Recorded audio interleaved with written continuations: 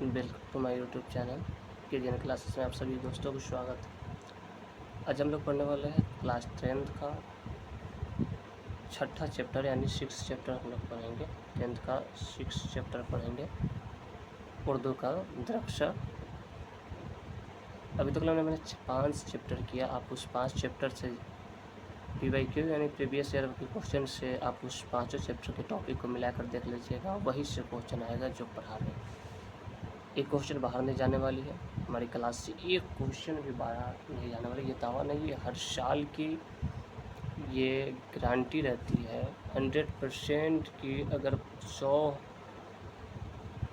Question है उसमें से 50 नंबर की एकदम 100% बनना है। 49 नहीं होना, 50 में 50 होना, 49 नहीं। तो ये 100% की गारंटी है। ऑब्जेक्टिव से लेकर सब्जेक्टिव कहीं से किसी प्रकार की दिक्कत नहीं होने वाली एग्ज़ाम में। हमारी ही वीडियो से, हमारी ही पढ़ाई हुई चैप्टर से एकदम 100% मैं वही चीज़ को कराता हूँ जो एग्ज़ाम में पूछता हूँ। ये दावा नहीं है कि हमें जो पढ़ाई सही है, ऐसा नहीं है, लेकिन इतना दावा तो ज़रूर है कि जो हम पढ़ा रहे हैं उसमें से क्वेश्चन आना है। तो चलिए आज छठा चैप्टर देखते हैं, और वो है आलमी हिद्दत, यानी उसे हम इंग्लिश में ग्लोबल वार्मिंग कह सकते हैं। ठीक है, ग्लोबल वार्मिंग के बारे में आप लोग सब जानते होइएगा। वो हिंदी साइंस में भी पढ़ना है, आप इस चीज़ को कुछ अच्छे तरीके से नहीं है। तो चलिए फर्स्ट टॉपिक को हम देखते हैं कि सबसे पहले फर्स्ट टॉपिक में कि हम लोग जिस मुल्क में रहते हैं, वह एक शहर है। अब ये मुल्क कहने के नहीं, हम लोग जिस ज़मीन पर रहते हैं वह एक शहर है। ठीक है, यहाँ पर टाइपिंग मिस्टेक है, उससे कोई दिक्कत है। हम लोग जिस ज़मीन पर रहते हैं, मान क्या ज़मीन, जिस ज़मीन पर रहते हैं वो क्या है, एक शारा है। क्या है कि शारा है। ग्लोबल वार्मिंग क्या है, एक संगीन मसला है। ये ग्लोबल वार्मिंग जो है क्या है, संगीन मसला है। ग्लोबल वार्मिंग क्या है, संगीन। क्वेश्चन बनेगा एग्ज़ाम में, ग्लोबल वार्मिंग कैसा मसला है, तो एक संगीन मसला है। कैसा मसला, संगीन मसला। और दूसरी क्वेश्चन बनेगी हम लोग जिस ज़मीन पर रहते हैं वो एक क्या है, तो एक क्या है, वो शारा है। पिछले 30 से 40 वर्ष में, यानी 30 से 40 वर्षों में ज़मीन की दर्जा हरारत यानी टेम्परेचर, ज़मीन की गर्मी टेम्परेचर 0.75% यानी 0.75% का इजाफा हो गया। ये क्वेश्चन पूछता है कि पिछले 30-40 वर्षों में ज़मीन की दर्जा हरारत कितना बढ़ गया, तो 0.75% के इजाफा हुआ है। ठीक है, चलिए यहाँ तक समझ में आया, कमेंट करके ज़रूर बताएंगे। हम आगे देखते हैं। चलिए, ग्लोबल वार्मिंग में इजाफा होने के वजह से ग्रीन हाउस गैस की असरात है। इसकी अहम जो कारण है वो क्या है, ग्लोबल वार्मिंग बढ़ने का क्या कारण है, ग्रीन हाउस गैस की असरात। ये ग्रीन हाउस गैस की वजह से हमारी ज़मीन की दर्जा हरारत है, हमारे ज़मीन की जो टेम्परेचर है वो बढ़ रहा है। इस वजह से ज़मीन की दर्जा हरारत की वजह से, यानी जो हमारी ग्रीन हाउस गैस की वजह से इसके असरात जो है वो कई गुना ज़्यादा बढ़ रहा है। और इस जो औसत इजाफा, हम इस तरह से कहें कि ग्रीन हाउस गैसों ग्लोबल वार्मिंग जो है औसत इजाफा, यानी ज़मीन की दर्जा हरारत में जो औसत इजाफा हुआ है उसे ही हम लोग ग्लोबल वार्मिंग कहते हैं। इस टॉपिक को भी आप देख सकते हैं। ये टॉपिक शायद मिसिंग है कि ग्लोबल वार्मिंग में जो ज़मीन की दर्जा हरारत में जो औसत इजाफा हुआ उसे क्या कहते हैं, तो उसे ग्लोबल वार्मिंग का नाम दिया है साइंस वैज्ञानिकों के द्वारा। तो ग्लोबल वार्मिंग की इजाफा किस वजह से हुआ, तो ग्रीन हाउस गैस की वजह से। ग्रीन हाउस गैस में कौन 3 तरह के गैस आते हैं, मीथेन आते हैं। सबसे पहले मीथेन, कार्बन डाइऑक्साइड यानी CO2 और कार्बन नाइट्रोक्साइड, है ना। ये 3 गैस आता है। सबसे पहले मीथेन और कार्बन डाइऑक्साइड और कार्बन नाइट्रोक्साइड, ये 3 गैस आते हैं ग्रीन हाउस गैसों में। ग्रीन हाउस गैसों में 3 गैस आते हैं। अगला टॉपिक, मीथेन गैस ज़्यादातर धान के खेतों और गाय भैंस के गोबर से प्राप्त होता है।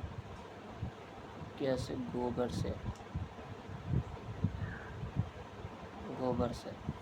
ज़्यादातर तो एक तो धान की खेत से होती है, एक तो धान की खेत से, दूसरा क्या होता है गाय जो भैंस है उसकी गोबर से प्राप्त होता है कौन सा गैस, ये मीथेन गैस प्राप्त होता है। ठीक है।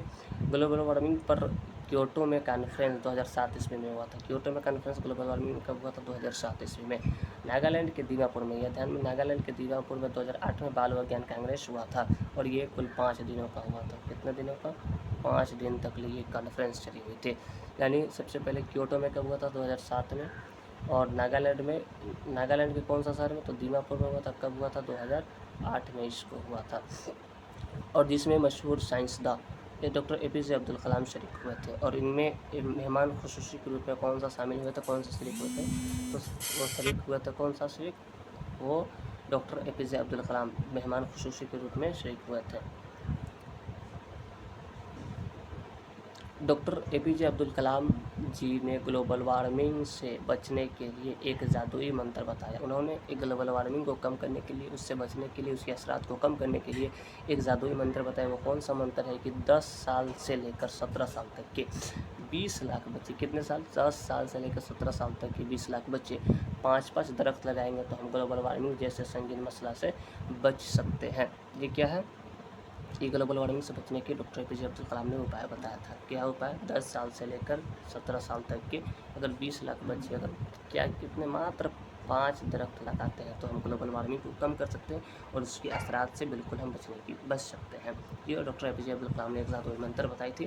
क्वेश्चन पूछ सकता है कि डॉक्टर APJ अब्दुल कलाम ने कौन सा जादुई मंत्र बताया। शॉर्ट टाइप के लिए क्वेश्चन होता है और ऑब्जेक्टिव के लिए क्वेश्चन, ये सारा टॉपिक से ऑब्जेक्टिव क्वेश्चन, यहाँ से ऑब्जेक्टिव स्टार्टिंग से हम लोग जिस ज़मीन पर रहते हैं वो क्या है, तो सारा ग्लोबल वार्मिंग कैसा मसला है, तो कैसा मसला होगा, संगीन मसला होगा। और तीसरी टॉपिक है 30-40 वर्षों में कितना इजाफा होगा, 64%। और उसके बाद यहाँ ग्लोबल वार्मिंग में जो औसत इजाफा हुआ वो किस वजह से, ग्रीन हाउस गैस से। ग्रीन हाउस गैस में कौन कौन से गैस आते हैं, ये हो गया। मीथेन गैस कहाँ से निकलती है, ये हो गया। और carbon dioxide gas, global warming से बचने के लिए डॉक्टर APJ अब्दुल कलाम ने कौन सा जादुई मंत्र बताया था, ये भी हो गया। चलिए